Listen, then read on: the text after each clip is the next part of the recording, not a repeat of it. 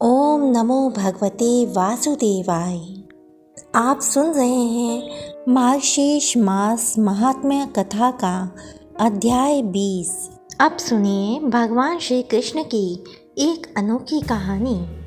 एक बार कृष्ण के जन्म दिवस के अवसर पर उत्सव मनाने के लिए बहुत बड़ी तैयारियां की गई थीं। नृत्य, संगीत और भी बहुत कुछ।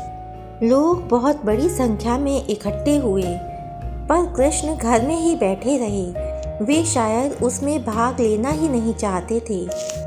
वैसे तो भगवान श्री कृष्ण हर तरह के उत्सव के लिए हमेशा तैयार ही होते थे, पर इस दिन किसी वजह से उनकी इच्छा नहीं थी।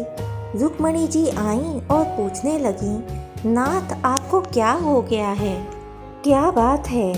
आप उत्सव में शामिल क्यों नहीं हो रहे हैं? कृष्ण बोले, मुझे सिर दर्द है। हमें नहीं मालूम उनको वास्तव में सिर दर्द था या नहीं।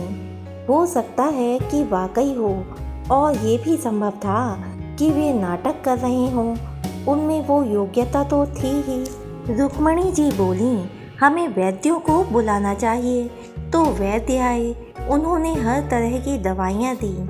कृष्ण जी बोले, नहीं, ये सब चीज़ें मुझ पर असर नहीं करेंगी। लोगों ने पूछा, तो हमें क्या करना चाहिए?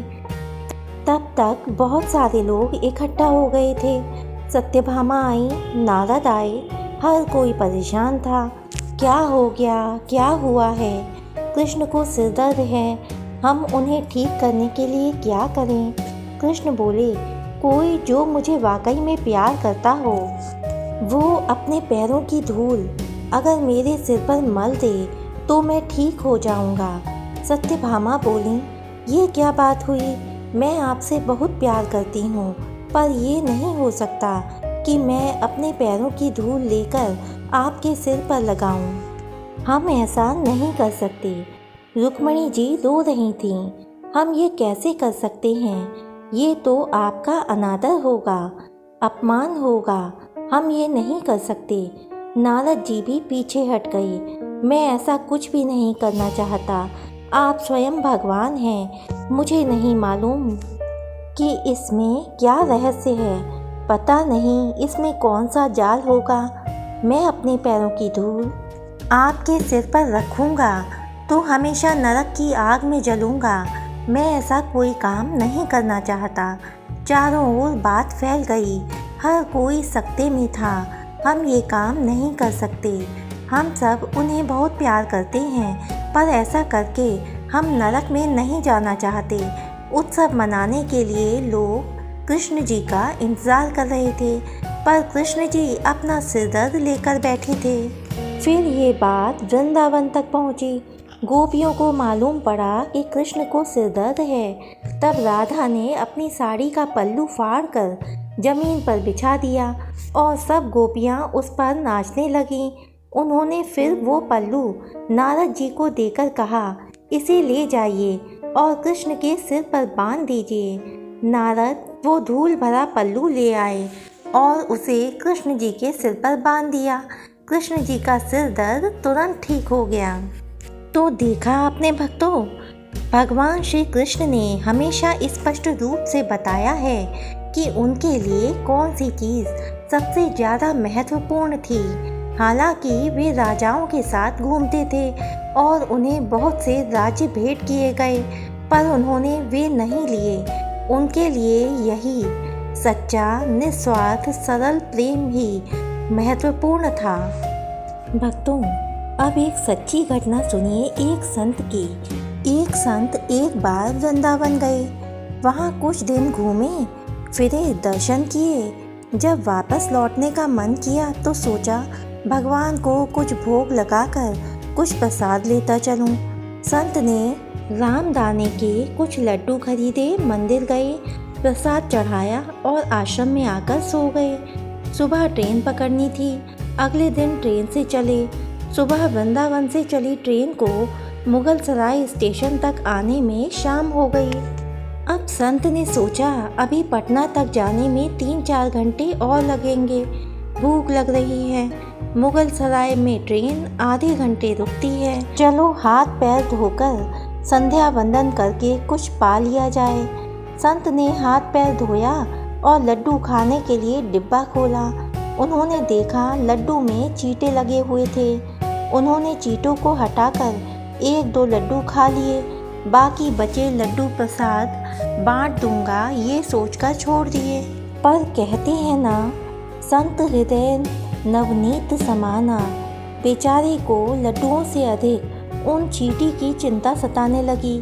सोचने लगे ये चींटी वृंदावन से इस मिठाई के डिब्बे में आए हैं। बेचारे इतनी दूर तक ट्रेन में मुगल सराय तक आ गए। कितने भाग्यशाली थे, इनका जन्म वृंदावन में हुआ था। अब इतनी दूर से पता नहीं कितने दिन या कितने जन्म लग जाएंगे इनको वापस पहुंचने में। पता नहीं ब्रिज की धूल इनको फिर कभी मिल भी पाएगी या नहीं। मैंने कितना बड़ा पाप कर दिया, इनका वृंदावन छुड़वा दिया। नहीं, मुझे वापस जाना होगा। और संत ने उन चींटों को वापस उसी मिठाई के डिब्बे में सावधानी से रखा और वृंदावन की ट्रेन पकड़ ली। उसी मिठाई की दुकान के पास गए, मिठाई का डिब्बा धरती पर रखा और हाथ जोड़ लिए। मेरे भाग्य में नहीं कि तेरे ब्रज में रह सकूं, तो मुझे कोई अधिकार भी नहीं कि जिसके भाग्य में ब्रज की धूल लिखी है उसे दूर कर सकूं। दुकानदार ने देखा तो आया, महाराज चींटे लग गए तो कोई बात नहीं, आप दूसरी मिठाई तौलवा लो। संत ने कहा, भैया मिठाई में कोई कमी नहीं थी, इन हाथों से पाप होते होते रह गया, उसी का प्रायश्चित कर रहा हूँ। दुकानदार ने जब सारी बात जानी तो उस संत के चरणों में बैठ गया और भावुक हो गया। इधर दुकानदार रो रहा था, उधर संत की आंखें गीली हो रही थीं। बात भाव की है, बात उस निर्मल मन की है, बात ब्रज की है, बात मेरे वृंदावन की है, बात मेरे नटवर नागर और उनकी राधा रानी की है, बात मेरे कृष्ण जी की राजधानी की है। बूझो तो बहुत कुछ है, नहीं तो बस पागलपन है, बस एक कहानी है। भक्तों, जब कभी भी आप घर से बाहर जाएं, तो घर में विराजमान अपने प्रभु से जरूर मिलकर जाएं और जब लौट कर आएँ तो उनसे ज़रूर मिलें, क्योंकि उनको भी आपके घर लौटने का इंतज़ार रहता है। घर में यह नियम बनाइए कि जब भी आप घर से बाहर निकलें तो घर में मंदिर के पास 2 घड़ी खड़े रहकर कहें, प्रभु चलिए, आपको साथ में रहना है। ऐसा बोलकर ही घर से निकलें, क्योंकि आप भले ही लाखों की घड़ी हाथ में क्यों ना पहने हों। और एक बार फिर प्रेम से बोलिए, राधे राधे, जय श्री कृष्णा। पर समय तो प्रभु के हाथ में ही है ना। मेरे कान्हा की कथाएं पसंद आई हों तो वीडियो को लाइक कीजिएगा। वीडियो में अंत तक बने रहने के लिए आपका बहुत बहुत धन्यवाद। इसी प्रकार अच्छी अच्छी कहानियाँ सुनने के लिए हमारे चैनल को सब्सक्राइब कीजिए।